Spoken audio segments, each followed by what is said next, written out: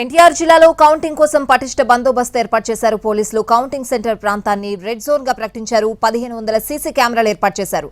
బందోబస్తు ఏర్పాట్లు పరిశీలించారు పోలీస్ కమిషనర్ రామకృష్ణ. విజయోత్సవాలు, ర్యాలీలపై నిషేధం విధించారు. దీనిపై మరింత సమాచారం మా ప్రతినిధి శ్రీకాంత్ అందిస్తారు.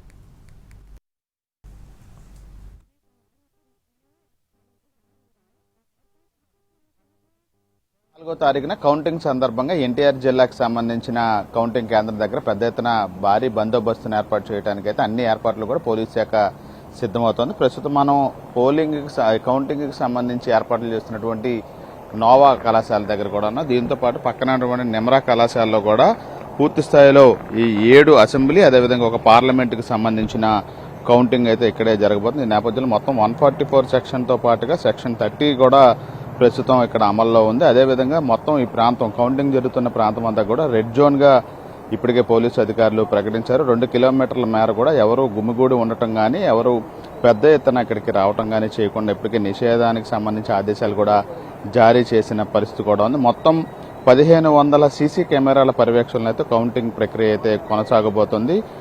ఇంకా 3000 సీసీ కెమెరాలతో పాటుగా ఇతర పరిసర ప్రాంతాల్లో కూడా ఏర్పాట్లు చేయడానికి అన్ని ఏర్పాట్లు కూడా ఇప్పటికే పోలీసు సిబ్బంది అధికారులు కూడా ఉన్నతాధికారులు కూడా సిద్ధం చేస్తున్న నేపథ్యంలో విధుల్లో ఉన్నటువంటి అధికారులు సిబ్బంది కూడా పోలీసులు పూర్తి స్థాయిలో బాడీ కెమెరాలను కూడా ఏర్పాటు చేస్తున్నారు. పూర్తి స్థాయిలో కౌంటింగ్ కేంద్రంలోకి వెళ్లడానికి సంబంధించి పూర్తి అటు స్కానింగ్ కానీ పూర్తి వాళ్ళకి సంబంధించిన ధృవీకరణ అనుమతికి సంబంధించిన పత్రాలు కానీ ఉంటే తప్ప ఎవరిని కూడా లోపలికి పంపించిన పరిస్థితి స్పష్టంగా కనబడతా ఉంది.